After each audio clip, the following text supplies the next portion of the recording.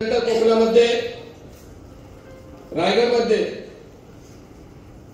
अलिबाग मुरुड विधानसभा मतदारसंघाची सीट ही शिवसेनेच्या वाट्याला, कर्जत खालापूरची सीट ही शिवसेनेच्या वाट्याला, महाड कोल्हापूरची सीट ही शिवसेनेच्या वाट्याला आली, उरण पनवेल आणि पेण ह्या तीन सीट बीजेपीच्या वाट्याला गेल्या,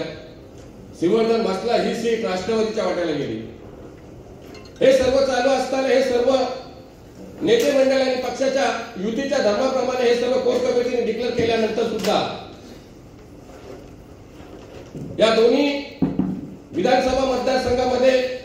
अलिबाग रोहा विधानसभा मतदारसंघ असू द्या किंवा पेण सुधागड मतदारसंघ असू द्या, या दोन्ही विधानसभा मतदारसंघामध्ये जे माकडचाले चालू आहेत, मग तो पेणचा भोईर असू द्या किंवा अलिबागचा भोईर असू द्या, भारतीय जनता पार्टीचे रवी पाटील हे पेणचे आमदार आहेत आणि अलिबाग मुरुड विधानसभा मतदारसंघाचे महेंद्र शेठ आमदार आहेत। परंतु तिथे गेल्या 15 दिवसापूर्वी प्रसाद भोईर म्हणून त्या मतदारसंघाचे अध्यक्ष होते आणि त्यांचे तिथे माकडचाले चालू झाल्यानंतर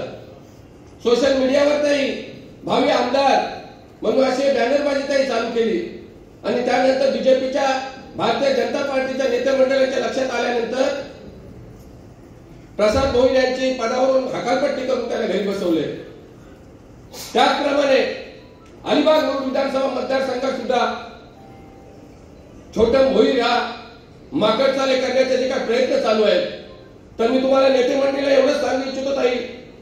की जे आपली नेते मंडळी कोर कमिटीमध्ये आहेत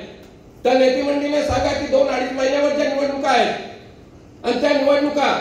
हा मतदारसंघ शिवसेनेच्या वाट्याला आल्या असताना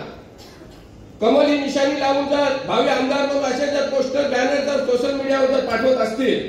आणि त्याला वेळीच जर कुठे बंधन येत नसेल किंवा त्यांची कुठे पदावर किंवा पक्षात हकालपट्टी होत नसेल, तर मग युतीचा धर्म आम्हीच पाळावा का? कारण पेण विधानसभा मतदारसंघात सुद्धा शिवसेनेची 40,000 मतं आहेत। हे सुद्धा जर अलिबाग विधानसभा मतदारसंघामध्ये जर असले माकडचाले करत असतील तर ते सुद्धा आम्ही शिवसेने खपून घेतले जाणार नाही। मग आम्ही सुद्धा भारतीय जनता पार्टीच्या वाट्याला आलेला पेण विधानसभा मतदारसंघ आहे, त्या मतदारसंघाला सुद्धा तिथले कार्यकर्ते आमचे सक्षम आहेत, ते सुद्धा त्या विधानसभामध्ये निवडणूक लढण्यासाठी इच्छा प्रकट केलेली आहे। परंतु आम्ही सबुरीचा सल्ला नेते मंडळी आमच्या दिलेला आहे आणि त्यामुळे आज तुम्ही मंत्रालय लेवलला किंवा सीएम साहेबांकडे किंवा युतीच्या नेते मंडळींकडे चर्चा करत असाल त्यावेळेला जो आमचा या तालुक्याचा प्रश्न आहे आणि जो पेण सुधागड मतदारसंघ प्रश्न आहे तो तुम्ही तिथे उपस्थित करा आणि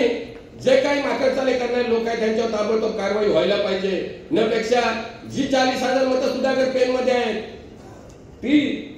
पनवेल मध्ये आमची ताकद आहे, उरण मध्ये सुद्धा आमची ताकद आहे, मग युतीचा धर्म आम्ही पाळावा का हे सुद्धा महत्वाचं आहे।